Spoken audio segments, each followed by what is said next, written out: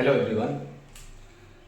This is our fifth lecture of kinematics, and in this lecture we will try to solve some numerical based on motion under gravity. As we know, the motion under gravity is a case of uniformly accelerated motion, and that's why in this case we can apply the equation of motion. And what are our equation of motions? B equal to U plus AT, S is equal to UT plus half AT square, and B square is equal to U square plus 2S. Another one more formula we have derived, that displacement of nth second, that was snth is equal to u plus a by 2n minus 1. तो इन सारे equation के help से आज के हमारे question से कुछ 4 या 5 क्वेश्चंस करेंगे, जिससे मोशन अंडर ग्रेविटी में आपको क्लैरिटी आ जाएगा। ठीक है, तो आप ध्यान से देखेंगे वन बाय वन। मैं क्वेश्चन लिख रहा हूं और सॉल्व कर रहा हूं। ठीक है, अब सुनिएगा हमारा फर्स्ट क्वेश्चन क्या है। ओके, तो our first question is a particle is thrown vertically upward. साथ साथ आप लिख सकते हो क्वेश्चन को न्यूमेरिकल। हमारा जो ये क्वेश्चन ये क्या है, numerical based on motion under gravity. Motion under gravity, motion under gravity के ऊपर हमारे ये न्यूमेरिकल्स बेस्ड हैं। पहला क्वेश्चन, फर्स्ट क्वेश्चन, एक एक क्वेश्चन करेंगे, उसके बाद फिर नया क्वेश्चन लेंगे। ठीक है, ए particle is thrown vertically upward. A particle is thrown vertically upward. समझते चलेंगे इसको। एक पार्टिकल को वर्टिकली अपवर्ड फेंका गया with a velocity of velocity of 10 metre per second. कितने स्पीड से फेंका गया? 10 metre per second from a tower of height, from a tower of height 40 metre, यानी 40 मीटर ऊंचे किसी जगह से फेंका गया। ग्राउंड से नहीं फेंका गया, 40 मीटर किसी ऊंचे जगह से ऊपर की ओर फेंका गया वर्टिकली अपवर्ड। कितने से? 10 मीटर पर सेकंड से। Find time of flight and velocity just before hitting. आपसे क्या बोला? फाइंड टाइम ऑफ फ्लाइट, कितना देर ये हवा में रहेगा, and velocity just before hitting. Just before hitting, क्योंकि हिट करने के बाद वो कोलिजन कैसा हो रहा है उस पर डिपेंड करेगा कि हिट करने के बाद की वेलोसिटी क्या होगी। That will be the part of collision. But इस केस में टकराने से जस्ट पहले, एकदम जस्ट टकरा रहा है उससे जस्ट पहले की वेलोसिटी क्या होगी ये बता दो। अच्छा, इस तरह के क्वेश्चंस को समझने के लिए सबसे पहले आपके दिमाग में एक डायग्रामेटिक व्यू आनी चाहिए। Diagrammatic view in the sense कहने का ये मतलब है कि इस क्वेश्चन को फील कैसे किया जाए। आइए फील किया जाए। पार्टिकल को आपने ऊपर फेंका है, कहां से फेंका है? तो देखिए, सपोज कीजिए ये हमारे पास 40 मीटर का कोई टावर है। फील के लिए आप डायग्राम बना सकते हो ताकि फील आए। यहां से आपने ऊपर की ओर फेंका इसको 10 मीटर पर सेकंड से। कितने स्पीड से? 10 मीटर पर सेकंड से। तो जब आप इसको ऊपर की ओर फेंकोगे तो ये ऐसे जाएगा और जाने के बाद क्या करेगा? यहां टकराएगा। और ये पूरे इंटायर इसके मोशन में एक्सेलरेशन का सिंगल वैल्यू होगा, and that will be acceleration due to gravity. और यहाँ पे एक्सेलरेशन ड्यू टू ग्रेविटी का वैल्यू आप कितना ले सकते हो? 10 metre per second square. Question में अगर गिवन है 10 मीटर तो 10 ही लो, 9.8 गिवन है तो 9.8 ही लो, या आप 10 लेकर के 9.8 के हिसाब से आप अपने ऑप्शंस को मैच करा सकते हो। थोड़ा बहुत जो आएगा एरर वगैरह तो आप उसके हिसाब से बात करना। अब ये पार्टिकल क्या करेगा? ऊपर जाएगा और यहाँ पे हिट कर देगा। तो हमारे पास जब ये एक्सेलरेशन कांस्टेंट है तो मोशन अंडर ग्रेविटी आपको पता ही है कांस्टेंट एक्सेलरेशन का केस है। तो मैं क्या कर रहा हूं ना, आप किसी भी डायरेक्शन को अपवर्ड मान लो तो उसका जस्ट अपोजिट वाला डायरेक्शन क्या हो जाएगा? डाउनवर्ड। तो मुझे ये पता चला ऊपर की ओर वाले जितने भी क्वांटिटीज हैं, वेक्टर आपको पता है डायरेक्शन के मोहताज होते हैं। तो अपवर्ड में जो वेलोसिटी है, सपोज मैंने अपवर्ड वाले पैरामीटर्स को पॉजिटिव माना है, तो आप देखो ध्यान से, यहां से यहां आने का टाइम मतलब पार्टिकल इनिशियली कहां था? जहां से आपने फेंका वहां पे था, and this time will be t equal to 0। अगर आप मोशन को एनालाइज करना चाहते हो तो 1 सेकंड के बाद ये यहां पहुंच जाएगा, कैसे पता चला सर? तो टाइम ऑफ एसेट होता है u बाई जी, u का वैल्यू है 10 है, g 10 से डिवाइड करोगे 1, फिर अगेन यहाँ पे पहुंचेगा 1 सेकंड के बाद, यानी 2 सेकंड हो चुका होगा, और इसके बाद यहाँ कितना देर बाद पहुंचेगा वो हमें निकालना है। तो मैं मोशन को एनालाइज करने से ज्यादा जो आंसर पूछ रहा है उस पर फोकस कर रहा हूँ, ठीक है? ज्यादा दिस दैट करने का कोई मतलब है नहीं। मैंने वीडियो में किया हुआ है 4th नंबर में शायद, और बताया है हर तरह से एनालाइज किया है। तो डायरेक्ट मेरे पास क्या है, ये इनिशियल है और पहुंचना कहाँ है, यहाँ पे फाइनल। तो इनिशियल से फाइनल इन दो इंस्टेंट के बीच में आप क्या लगा दो, मोशन ऑफ इक्वेशन, ठीक है? मैं लगा रहा हूं, देखो इनिशियल वेलोसिटी को मैं कितना लूंगा, वापस इनिशियल वेलोसिटी को u से दिखाते हैं, और ये किस डायरेक्शन में है, अपवर्ड, और अपवर्ड को मैंने क्या लिया, पॉजिटिव। तो क्या लिखूं मैं यहाँ पे 10 + 10 मीटर पर सेकंड। एक्सेलरेशन, तो एक्सेलरेशन डाउनवर्ड की ओर होगा, और डाउनवर्ड को क्या लेना पड़ेगा, नेगेटिव, और उसकी वैल्यू कितनी है, -10।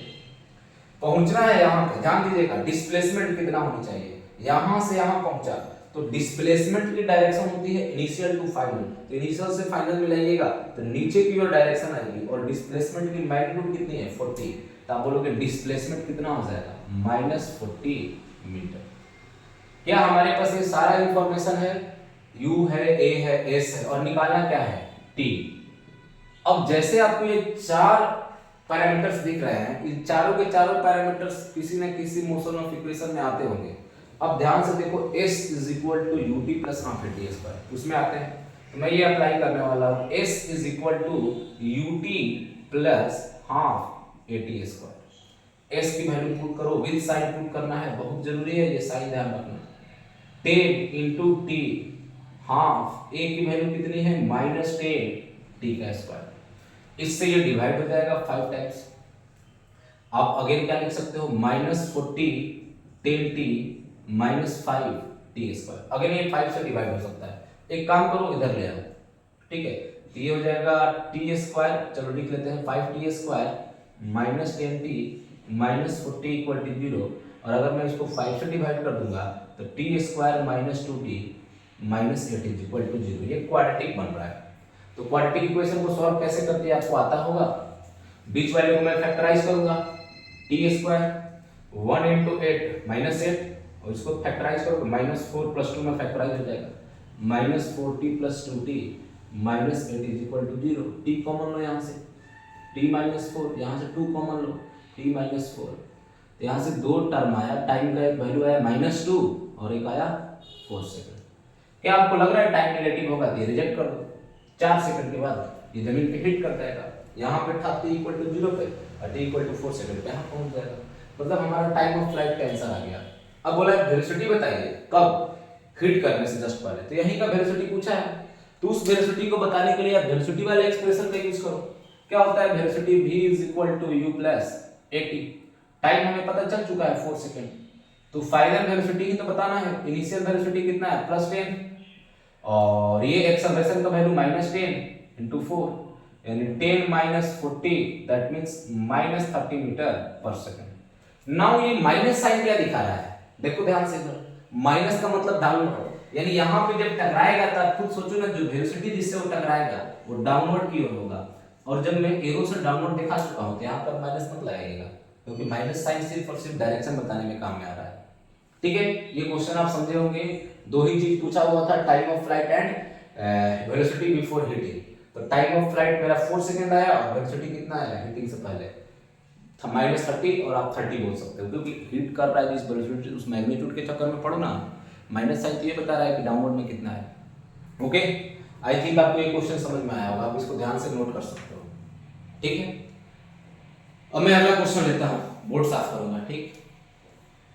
इस क्वेश्चन के अंदर थोड़ा सा वैरायटी, मतलब चेंज करेंगे पैटर्न को, अगले क्वेश्चन में क्या होगा, थोड़ा सा पैटर्न चेंज होगा, ठीक है? अगले क्वेश्चन में पैटर्न चेंज होने वाला है। देखिए इस तरह के जो सवाल आते हैं उसमें इंपॉर्टेंट क्या है, क्वेश्चन को समझना। समझ जाओगे तो आपने लगभग पूरा काम कर चुके हैं, ठीक है? तो चलिए फिर से एक अगला क्वेश्चन उठाते हैं, second number question, and second number question को आप सुनिएगा। Particle A is dropped at t = 0। क्या बोला, पार्टिकल ए इज ड्रॉप्ड अच्छा ड्रॉप कभी भी आए ना तो ड्रॉप का मतलब होता है initial velocity 0, particle A drop at t equal to 0, ठीक है। एनदर पार्टिकल, एक और पार्टिकल है, एनदर पार्टिकल बी, दो पार्टिकल का केस है, is drop from the same point, is dropped from the same point at t equal to 0. नहीं, another particle B is thrown downward, another particle B is thrown downward, नीचे की ओर फेंका, इसको drop नहीं किया, with 30 metre per second, ठीक है, at t equal to 2 second, इसको t इक्वल टू 0 पे फेंका और इसको t इक्वल टू 2 सेकंड पे, 2 सेकंड बाद when and where will they meet. Question क्या पूछा है, व्हेन का मतलब टाइम, एंड वेयर का मतलब जगह, कहां पे, when and where they will meet, कब और कहां ये मिलेंगे। चलिए इसको डायग्राम पहले समझिए, एक पार्टिकल ए है और एक पार्टिकल बी है, ठीक है। एक पार्टिकल है ए को आप क्या कर रहे हो, ड्रॉप कर रहे हो, ड्रॉप करने का मतलब इसका इनिशियल वेलोसिटी 0 और आप इसको t इक्वल टू 0 पे, फिर b को आप 30 मीटर पर सेकंड से थ्रो कर रहे हो, तो 30 मीटर पर सेकंड से आप थ्रो करो कितने देर के बाद, 2 सेकंड के बाद, मतलब जब आपने इसको फेंका उसके 2 सेकंड बाद इसको फेंका, तो ये पार्टिकल जाएंगे और मिलने का मतलब है कि दोनों सेम हाइट पे हों, यानी ऊपर से जो डिस्टेंस ट्रेवल करेंगे, डिस्प्लेसमेंट जिसको आप बोल सकते हो एस ए, और ये जो डिस्प्लेसमेंट कवर करेगा एस बी, ये इक्वल होंगे तभी ना मिलेगा। आप रास्ते में जा रहे हो, मिलते कब हो किसी से, कोई आगे निकल गया, आप पीछे से तेज चलोगे तो मिल जाओगे। देखो इसको ड्रॉप कर दिया गया बस, तो इसकी वेलोसिटी कम है, इसको इनिशियल 30 दे करके छोड़ा गया, हाँ ये पीछे चलना स्टार्ट किया है 2 सेकंड बाद, लेकिन इसके पास स्पीड भी तो ज्यादा है, और स्पीड ज्यादा है तो ये अप्रोच करेगा उसको। इसको कैसे सॉल्व करेंगे, तो बस मैंने आपको दिखा दिया है, displacement of A will be should be equal to displacement of B, दोनों के डिस्प्लेसमेंट सेम होगी तो पकड़ लेगा, यही कंडीशन है, वो कुछ नहीं है, ठीक। अब मेरे पास एक केस क्या है, सपोज t टाइम के बाद क्या हुआ, उसने उसको पकड़ा, तो मैंने बोला let after t time, let after time t, ये मिल रहे हैं, और वो टाइम अगर t है तो ये टाइम t चला है, जिसको t में 2 सेकंड कम चलने का मौका मिला होगा, सोचिए, ठीक है, बात क्लियर है, क्योंकि t इक्वल टू 0 को ही आप रेफरेंस मान के चलो ना। तो मैं बोल रहा हूं इसकी इनिशियल वेलोसिटी अगर बच्चों 0 है तो s is equal to ua, sa equal to ua plus half a t square, तो ये 0 है, तो डिस्प्लेसमेंट ऑफ a कितना हो जाएगा, हाफ, डाउनवर्ड कोई बच्चों को पॉजिटिव ले लो ना, कोई दिक्कत नहीं है, और अपवर्ड को क्या ले लो, नेगेटिव। किसी भी मोशन ऑफ इक्वेशन में आप एक डायरेक्शन को फिक्स कर दो पॉजिटिव, तो उसके जस्ट अपोजिट वाले को क्या ले लोगे, नेगेटिव। ये जरूरी नहीं है कि हमेशा अपवर्ड को पॉजिटिव ले, मैंने इस केस में डाउनवर्ड कर लिया, डिस्प्लेसमेंट भी डाउनवर्ड में हो रहा है, एक्सेलरेशन ड्यू टू ग्रेविटी कितना है 10, कितना है 10 t स्क्वायर। वहीं मैं अगर बोलूं डिस्प्लेसमेंट ऑफ b, तो इसकी वेलोसिटी डाउनवर्ड में है 30 u into t, डायरेक्ट लिख रहा हूं माइनस, आपको दिखेगा, सॉरी प्लस, क्योंकि डाउनवर्ड को सब पॉजिटिव मैंने माना है ना, 10, और यहाँ पे जो टाइम मिलेगा, सॉरी बच्चों टाइम जो है इसको 2 सेकंड कम मिल रहा है ना, तो मैं यहाँ पे t-2 लिखूंगा, हाफ 10 t-2 का होल स्क्वायर। ध्यान रखना a को जो टाइम मिला वो t मिला, तो b को t-2 टाइम मिला, कुछ कम मिला, कुछ कम मिला, ठीक है। sb is equal to 30t minus 60, ये गया क्या 5t-2 का होल स्क्वायर।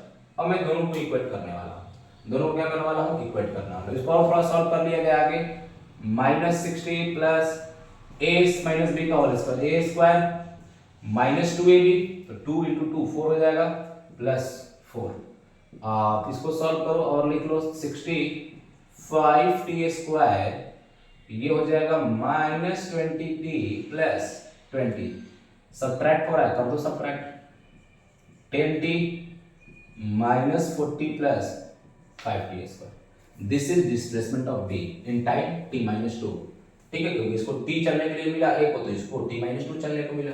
अब मैं ये दोनों को इक्वेट करने वाला हूं, t के टर्म में है sa will be equal to sb, पकड़ने के लिए ये कंडीशन लगाना पड़ेगा। तो ये बच्चों 5t² ही तो है, तो 5t² is equal to 10t minus 40 plus 5t²। देखो ये गया काम से। सबसे मजा क्या है, स्क्वायर वाला टर्म गायब हो गया। नहीं भी होता तो क्वाड्रेटिक सॉल्व कर लेते हैं, लेकिन इस तरह के क्वेश्चन भी गायब हो जाते हैं। आगे जब रिलेटिव मोशन पढ़ लोगे तो और इजीली सॉल्व होगा। रिलेटिव मोशन पढ़ाएंगे तो इस तरह के क्वेश्चन इनको कराएंगे जरूर, ठीक है। आप इसको देखो यहाँ से 10t इज इक्वल टू कितना आया 40 एंड t इक्वल टू बच्चों 4 सेकंड। 4 सेकंड के बाद ये पकड़ लेगा इसको, ठीक है, 4 सेकंड में पकड़ लेगा। तो टाइम मेरा पूछा क्या था वेग, तो 4 सेकंड बाद t इक्वल टू 0 मतलब 4 सेकंड बाद। a को जब ड्रॉप किया उसके 4 सेकंड बाद। अगर पूछे b के ड्रॉप होने के कितने सेकंड बाद, तो b को आपने 2 सेकंड पे ही ड्रॉप किया था, तो b को अगर रेफरेंस लोगे तो b को छोड़ने के 2 सेकंड बाद पकड़ लेगा, समझो। क्योंकि b वाले टाइम को अगर आप 2 सेकंड बोल रहे हो, 4 सेकंड में पकड़ा है, तो b को चलने के लिए 2 ही सेकंड मिला है और a को 4 सेकंड। क्लियर है बात।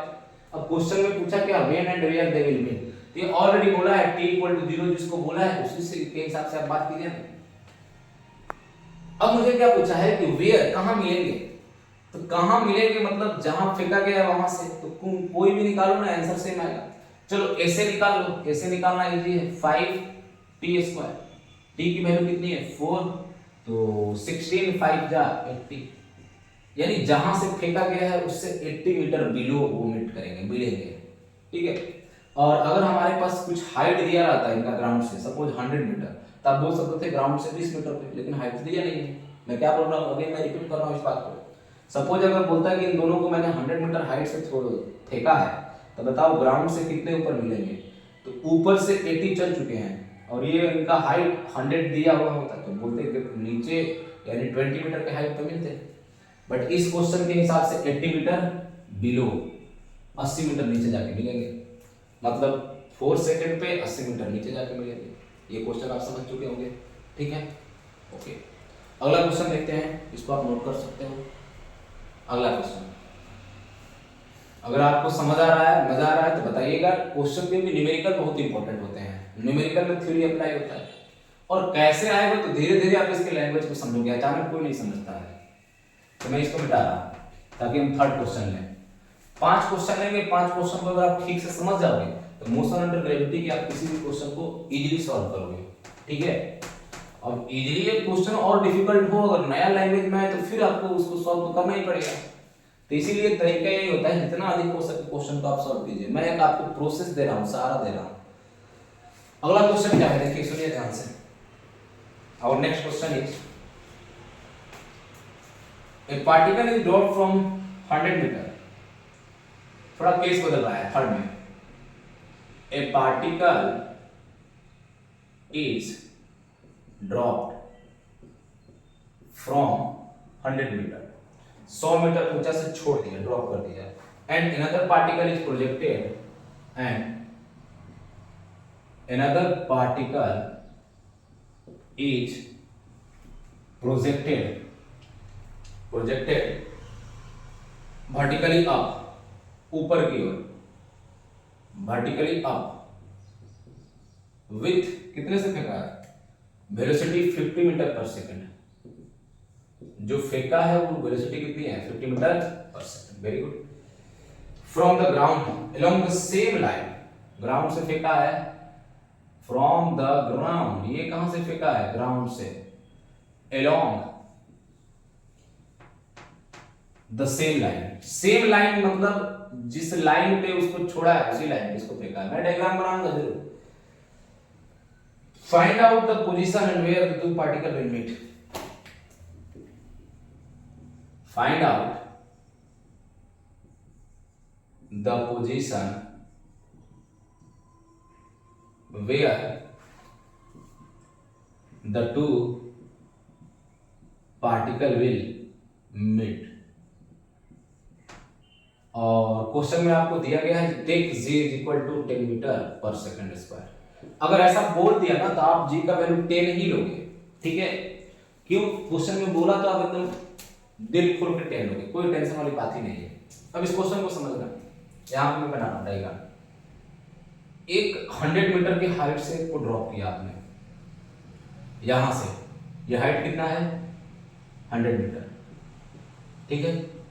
Suppose this particle is a, आपने इसको क्या किया, इनिशियल वेलोसिटी कुछ दिया नहीं, जीरो, ड्रॉप करने का मतलब बस छोड़ देना, और इसी लाइन के अलोंग नीचे से आपने किसी को फेंका, किसी पार्टिकल को, पार्टिकल क्या है बी, और इसकी जो वेलोसिटी है, this velocity is 50 metre per second, और आपसे बोला क्या है कि बताइए कहां और कब मिलेगी, तो बोला है कहां, फाइंड आउट द पोजीशन, मतलब कहां पूछा है, कहां पे मिलेगी, where the two particle will meet from ground, चलो लिख लेते हैं, कहां से पता है ना, मीट फ्रॉम ग्राउंड, ग्राउंड से बताना है कहां मिलेंगी। तो सपोज मान लो कहीं यहां पे मिल जाएगी, दोनों पहुंच जाएगी एक ही पास, ए और बी टकरा जाएगी, तो ये जो पोजीशन है, इस पहुंचने के लिए जो इस डिस्प्लेसमेंट कवर करेगा वो ऐसे होगा, और इसके डिस्प्लेसमेंट को मैं क्या बोल रहा हूं, एस बी, और ऐसे कंडीशन के लिए आप एक बात बोलोगे कि दोनों अगर मिलजुल करके 100 मीटर चल जाए तो एक दूसरे से मिलेंगे। देखो जितना ये चला ऐसे और ये कितना चला एस बी, सपोज करो मैं किसी एक डायरेक्शन को पॉजिटिव लेने वाला हूं, लेकिन पॉजिटिव निगेटिव का खेल छोड़ो और यहाँ पे ये समझो कि आप किसी पार्टिकल को ड्रॉप किए हो, जिस समय इसको फेंके हो उस समय इसको भी फेंके हो, यानी दोनों को साइमल्टेनियसली फेंके हो विद द वेलोसिटी, क्या बोला है, particle is drop from 100 metre, another particle is projected vertically up with velocity इतना from the ground along the same line, दोनों को सेम टाइम पे फेंका है, ठीक है। तब बताना है दोनों को टाइम चलने का मौका सेम मिला, तो ये डिस्प्लेसमेंट कितना कवर करेगा, displacement of A is equal to half A T square, half A T square, और displacement of B is equal to U T minus half A कितना है 10 टी स्क्वायर। अब डिस्प्लेसमेंट पे फोकस करो, displacement के magnitude पे, क्योंकि इसका डिस्प्लेसमेंट है, अगर आप मान लो बच्चों किसी एक डायरेक्शन को पॉजिटिव मान रहे हो तो उससे फर्क हमें क्या है, इसका डिस्प्लेसमेंट ऊपर की ओर होगा तो पॉजिटिव आ जाएगा, इसका डिस्प्लेसमेंट नेगेटिव आ जाएगा, समझ रहे हो बात। ए कहाँ था इनिशियली, यहाँ पे, फाइनली कहाँ पहुंच रहा है यहाँ पे, तो ए ऊपर से नीचे आ रहा है, इसका डिस्प्लेसमेंट डाउनवर्ड की ओर है ना, और डी फाइनली कहाँ मिल रहा है यहाँ पे। तो जब आप इन दोनों स्टेट के बीच में मोशन ऑफ इक्वेशन लगाओगे तो मैं साइन के पीछे ध्यान ही नहीं दे रहा हूँ, मुझे डिस्टेंस से मैग्नीट्यूड से मतलब है, ठीक है। तो मैग्नीट्यूड कितना होगा उस पर फोकस करो, तो मैग्नीट्यूड इसकी आ जाएगा हाफ, ये हो जाएगा 5 टी स्क्वायर, इसकी मैग्नीट्यूड कितनी आएगी 50 टी माइनस 5 टी स्क्वायर। तो मैं दोनों को ऐड कर रहा हूँ, S A plus S B is equal to 100 metre, magnitude of displacement of A plus magnitude of displacement of B 100 metre. Magnitude of displacement कितना है 5 टी स्क्वायर, कितना है 5 टी स्क्वायर, और b कितना है 50 t minus 5 t square is equal to 100। ये गया क्या, तो 50 टी इज इक्वल टू 100 आया क्या, तो t इक्वल टू कितना आया 2 सेकंड। अच्छा टाइम निकालना था क्या, चलो निकाला है टाइम, 2 सेकंड के बाद मिल जाएंगे, जब फेंकोगे उसको 2 सेकंड के बाद ही मिल जाएंगे। ये निकालना तो था नहीं, हमें बताना था कहां से, तो तुमको अगर ग्राउंड से बताना है तो एस बी बता दो, और अगर ऊपर से बताना है तो एस ए बता दो, कोई भी बताओ, कोई भी निकालोगे काम बन जाएगा। एस बी निकाल दें, एस बी क्या है 50 टी, टी का वैल्यू 2 है, माइनस 5 टी स्क्वायर, तो 100 minus 20 that means 80 metre above the ground. 80 metre क्या है ये, एबोव द ग्राउंड, ग्राउंड से 80 मीटर की ऊंचाई पे, यानी ये जो होगा ये 20 मीटर चला होगा और ये कितना चला होगा 80 मीटर, दोनों मिला जुला के 100 चल चुके होंगे और पार्टिकल मिल गए। आई थिंक आपको ये क्वेश्चन समझ में आया होगा, देख रहे हो ना। क्वेश्चन सॉल्व करने के लिए इंपॉर्टेंट क्या है, इंपॉर्टेंट है क्वेश्चन को ध्यान से पढ़िए, उसमें से डेटा जो है डाटा उसको लिखिए। डाटा मेरे पास क्या था, डायग्राम बना दोगे तो डाटा लिखने की जरूरत नहीं पड़ेगी, दिख जाएगी। देन आफ्टर एक कॉमन लिंक खोजिए आंसर तक जाने की। कॉमन लिंक क्या मिला मुझे कि जितना ये चलेगा डिस्प्लेसमेंट इसकी प्लस इसकी, दोनों के डिस्प्लेसमेंट की मैग्नीट्यूड, साइन नहीं मैग्नीट्यूड, ठीक है, दोनों के डिस्प्लेसमेंट की मैग्नीट्यूड 100 के बराबर होनी चाहिए, 100 के बराबर मैंने किया, और करने के बाद दोनों का अलग अलग लिखा, टी के फॉर्म में आया, वो टाइम निकाला है, 2 सेकंड के बाद ये मिलेंगे। जब अगर टी इक्वल टू 0 पे आपने इसको भी फेंका इसको भी फेंका, मैंने क्या बोला, आपने जब इसको ड्रॉप किया वो टाइम टी इक्वल टू 0, उसी समय आपने इसको फेंका तो टी इक्वल टू 2 सेकंड पे दोनों यहाँ पे होंगे, ये 20 आया होगा, ये 80 ऊपर गया होगा, ठीक है, समझे होंगे, आंसर आया, ठीक है। अगला मिटाएं इसको, ओके।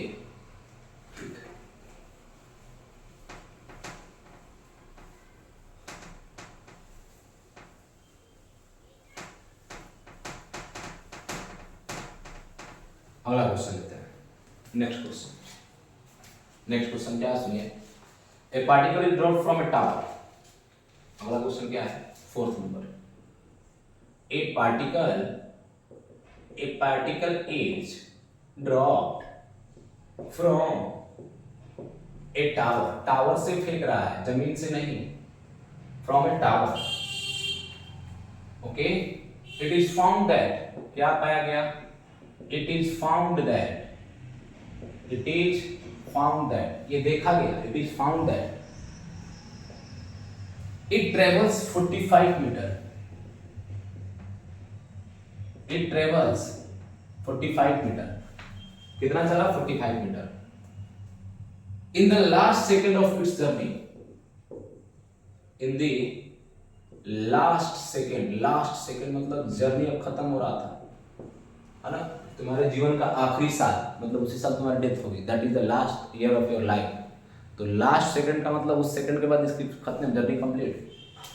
तो a particle is dropped from a tower, it is found that it travelled 45 metre in the last second of क्या, इट्स जर्नी, ये इसका जर्नी कंप्लीट हो रहा है, जो JOUR। Okay, find out the height of the tower. Oh, find out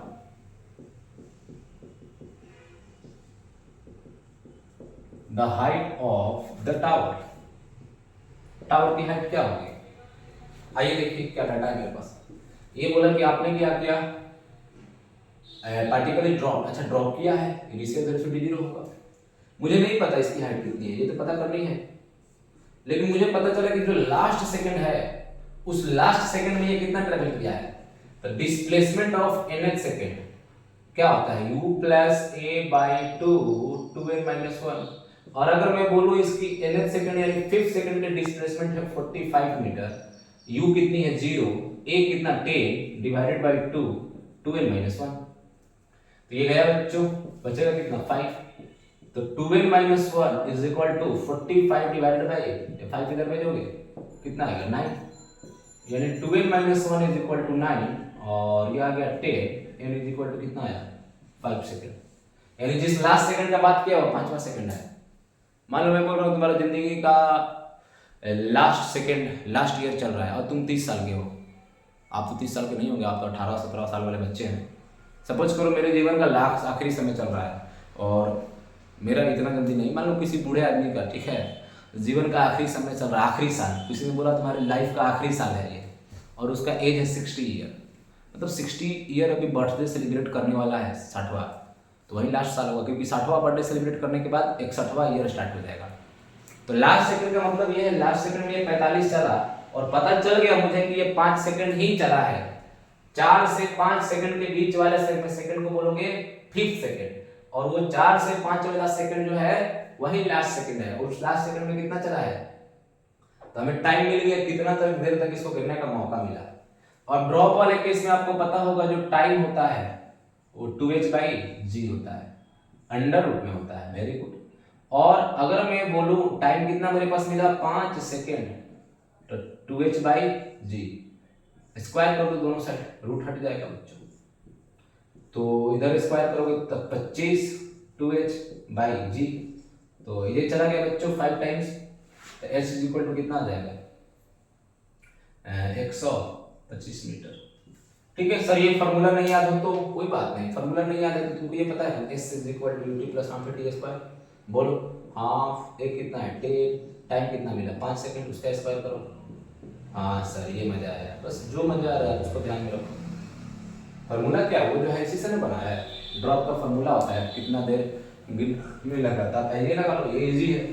s is equal to ut plus half t square, u इसका 0 है तो half t square, half a का वैल्यू 10 और t कितना निकल गया 5 सेकंड ही ना इसको चलने का मौका मिला, तो 125 मीटर चला है। 125 मीटर ऊंचाई हुई टावर की, कितना ऊंचा टावर है 125 मीटर। ओके, मजा आया इस क्वेश्चन में, वेरी गुड। एक और लास्ट क्वेश्चन, उसके बाद हम लोग अगले वीडियो में वेरिएबल के बारे में बात करेंगे, और वेरिएबल में बात करने से पहले ग्राफ देखेंगे, समझेंगे जो ग्राफ हैं, क्योंकि ग्राफ वाले क्वेश्चंस जो होते हैं वो बोनस होते हैं। बोनस क्यों मैं बोल रहा हूँ, क्योंकि देख के फिजिक्स के क्वेश्चन को आप सॉल्व अगर कर रहे हो तो ग्राफ के ही क्वेश्चन है, फिजिक्स के क्वेश्चन देख के सॉल्व नहीं होते हैं, थोड़ा बहुत एफर्ट लगाना पड़ता है, पेन उठाना ही पड़ता है। ठीक है, ओके। आइए देखिए, ए बॉल इज राइजिंग, थोड़ा इसमें वैरायटी है और अलग है, हर एक क्वेश्चन डिफरेंट है अपने आप में। A ball is rising with constant velocity, question क्या है, a ball is rising up, rising का मतलब ऊपर ही जाना, ऊपर उठ रहा है बॉल, विथ कॉन्स्ट बैलून है, सॉरी ये बैलून है, ठीक है ना, बॉल नहीं है बैलून है। A balloon is rising with constant velocity, with constant velocity, ऊपर की ओर कांस्टेंट वेलोसिटी से कोई बैलून जा रहा है, ऑफ 10 मीटर पर सेकंड, वो वैल्यू है कितना, 10 metre per second. When balloon was at 40 metre from the ground, when balloon was at 40 metre from the ground, balloon जब ग्राउंड से 40 मीटर की हाइट पे था तो कुछ कारनामा करेगा यहां पे। A particle is dropped from the balloon. A particle is dropped from the balloon. Balloon से पार्टिकल को ड्रॉप किया गया। Find time of flight of particle after dropping. Find time of flight of particle after dropping. ये मजेदार question है, सुनिएगा ध्यान से। कोई एक बैलून है, ग्राउंड से वो राइज करना स्टार्ट हुआ, ये जगह है ग्राउंड, ठीक है, घास का मतलब घास नहीं, इसको आप फिक्स समझो, फिक्स में इस डायग्राम का मतलब फिक्स सरफेस, और सरफेस ग्राउंड में फिक्स होता है। तो कोई एक बैलून है वो राइज कर रहा है ऊपर की ओर, ठीक है, ये बैलून है, बैलून में आप बैठे हो इस तरह से, बड़ा वाला बैलून नहीं होता है जिसके अंदर गर्म हवा भरी जाती है, और गर्म हवा की डेंसिटी कम होने की वजह से वो ऊपर की हो जाता है। एनीवे हमारा काम क्या है कि जब ये बैलून यहाँ पहुंचा, कितने हाइट पे, 40 मीटर हाइट पे, क्या बैलून की जो वेलोसिटी है वो कितनी है बच्चों, 10 मीटर पर सेकंड। ये तो राइज हो रहा है 10 मीटर पर सेकंड से, यहाँ पे भी होगा तो इसकी स्पीड कितनी होगी, 10 मीटर पर सेकंड। तो जब आप बैलून से किसी चीज को ड्रॉप करोगे तो ड्रॉप करते समय आप जिसको ड्रॉप करते हो, जैसे मेरा ये हाथ है, मैं बैलून में खड़ा हूं तो मेरी वेलोसिटी कितनी है, ऊपर की ओर 10 मीटर पर सेकंड। तो जैसे मैं इसको छोड़ूंगा, इसको बगल में से छोड़ दूं, ये छोड़ दूं सिंपली, तो अपने रिस्पेक्ट में तो मैंने इसको इनिशियल स्पीड 0 दिया है, लेकिन मेरा स्पीड खुद 10 मीटर पर सेकंड है। तो जब मैं बॉल को ड्रॉप करूंगा तो बॉल का स्पीड ऊपर की ओर होगा 10 मीटर पर सेकंड। ये समझने वाली बात है। सर ये तो चीटिंग है, आपने ड्रॉप किया और स्पीड ऊपर की ओर दे रहे हो। यही तो ट्विस्ट है इस क्वेश्चन में कि जब मैं ऊपर की ओर जा रहा हूं, सपोज करो, तो मेरे हाथ में ये है, बॉल है, इसी को मैंने ड्रॉप करना है, मेरा ऊपर की ओर बैलून के अंदर मैं खड़ा हूं, स्पीड कितना है, 10 मीटर पर सेकंड ऊपर की ओर। ये मेरे हाथ में है तो इसका भी स्पीड कितना है, 10 मीटर पर सेकंड।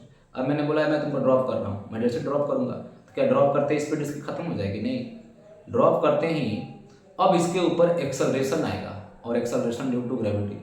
जब मैं बैलून के अंदर इसको रखा हुआ था उस समय इसके ऊपर एक्सेलरेशन ड्यू टू ग्रेविटी काम तो कर रहा था, लेकिन नेट एक्सेलरेशन 0 था। क्यों?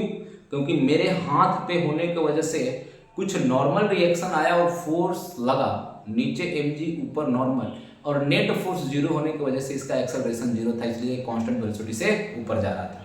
लॉज ऑफ मोशन आप समझ जाओगे तो इस चीज को भी मजे से समझोगे। न्यूटन्स लॉ ऑफ मोशन पढ़ोगे तो इसको समझोगे। फिलहाल में आपको ये समझना है कि जैसे मैं ड्रॉप करता हूं किसी को तो अपने रिस्पेक्ट में वेलोसिटी 0 छोड़ता हूं, और अगर मेरा वेलोसिटी 10 है तो इसका भी वेलोसिटी 10 होगा, तभी मेरे रिस्पेक्ट में इसकी वेलोसिटी कितनी हो पाएगी, 0। अगर इसकी ग्राउंड के रिस्पेक्ट में 0, मेरा ग्राउंड के रिस्पेक्ट में 10, तो मैंने जब इसको फेंका ना तो नीचे की ओर अगर 10 से फेंक दूं अपने रिस्पेक्ट में, तब ये ग्राउंड के रिस्पेक्ट में 0 होगा। रिलेटिव वेलोसिटी का केस है, आगे बात आएगा। इस केस में आपको क्या समझना है, सिर्फ और सिर्फ कि आपने 40 मीटर के हाइट से किसी को क्या किया, छोड़ा, और ये कितना देर बाद जाके हिट करेगा। बस सिंपल क्वेश्चन ये हो गया, क्योंकि बैलून की हाइट जितनी थी उतनी ऊंचाई पे जाने के बाद इसके पास स्पीड 10 मीटर पर सेकंड है, और आप इसको इजीली सॉल्व कर लोगे। s = ut + हाफ at² से।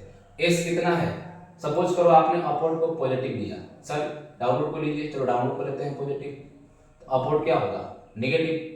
तो इनिशियली यहाँ पे पार्टिकल है, फाइनली इसको यहाँ पहुंचना है, तो डिस्प्लेसमेंट डाउनवर्ड में नेगेटिव, तो डाउनवर्ड को तो पॉजिटिव लिया मैंने। इनिशियल वेलोसिटी ऊपर की ओर 10 और आपने अपवर्ड को क्या लिया है, पॉजिटिव। मैं यहाँ पे लिख रहा हूँ u बराबर +40, u बराबर s बराबर +40, u बराबर -10 एंड a बराबर डाउनवर्ड में प्लस दिया मैंने ना 10 मीटर पर सेकंड पर।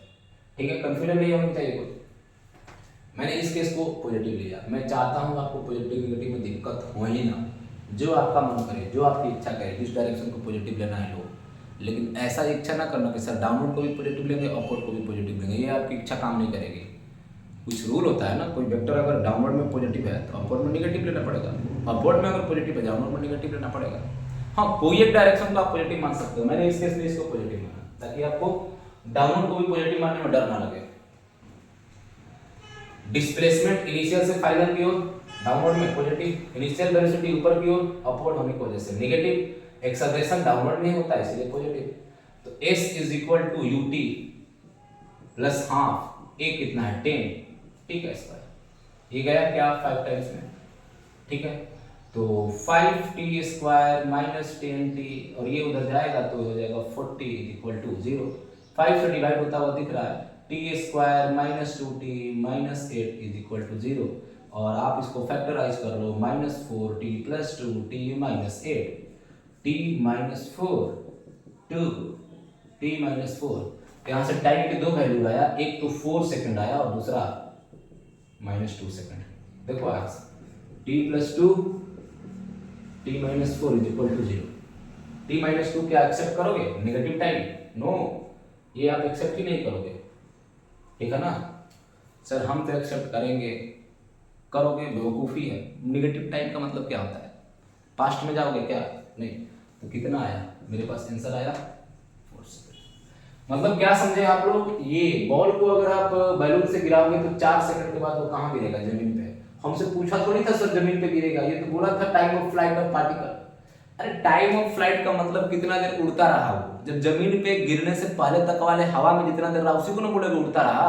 तो मुझे निकालना क्या था, जमीन पे कब पहुंचा? जमीन तक पहुंचने में उड़ता रहा, उसी टाइम को टाइम ऑफ फ्लाइट बोलते हैं, ठीक है। Okay, thank you. Next video में हम लोग ग्राफ का एनालिसिस करेंगे और वो वीडियो बहुत इंपॉर्टेंट होगा, तो थोड़ा लंबा जा सकता है वो वीडियो। उसके अंदर हम लोग थोड़ा बेसिक डिफरेंशिएशन और इंटीग्रेशन के ज्योमेट्रिकल मीनिंग के बारे में भी बात करेंगे। तो अगला वीडियो आप जरूर देखिएगा और ये वीडियो इंपॉर्टेंट है, आप सब लोग देखिए, ठीक है। आराम से देखिए, कोई हड़बड़ी नहीं है। Thank you.